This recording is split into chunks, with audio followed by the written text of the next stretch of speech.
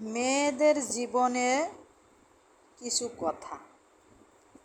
মেয়েরা ছোট থেকে যখন বাবা মায়ের কাছে থাকে তখন বেশ আদর সোহাগে থাকে, সে ওই অভাবের ঘরে হোক কিংবা সুখের ঘরে হোক।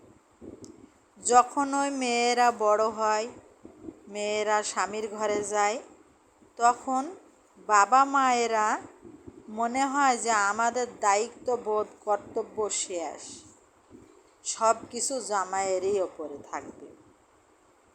কিন্তু না, সেই সময় মেয়েরা পারে না বাবাকে কিছু বলতে, পারে না মাকে কিছু বলতে, পারে না স্বামীকে কিছু বলতে। স্বামী যদি ভাগ্যক্রমে কোনো সমস্যা হলে স্বামী যদি সেটা সমাধান করে তাহলে ভালো। আর এমন এমন স্বামী আছে বলে তোমার বাবা মা দেখে না, তোমার বাবা মা দেয় না, তাহলে আমি কেন দেব? কিন্তু না, এটা করা কখনোই ঠিক নয়।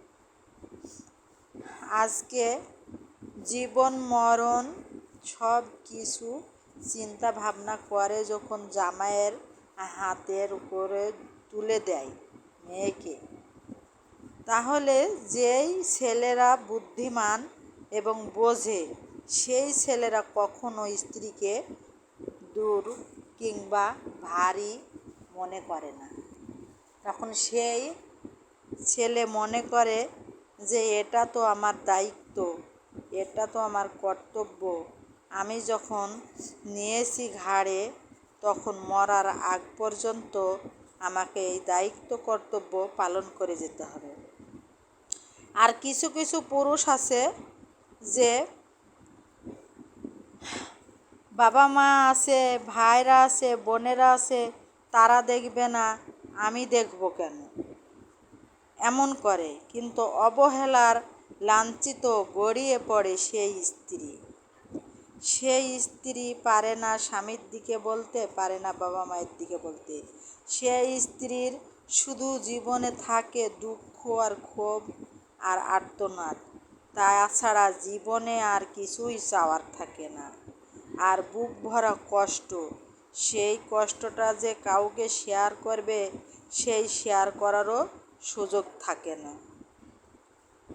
তাই সবাই স্ত্রীকে বোঝার চেষ্টা করুন, স্ত্রীর ভালো মন্দ বুঝুন, দেখুন এবং শেয়ার করুন।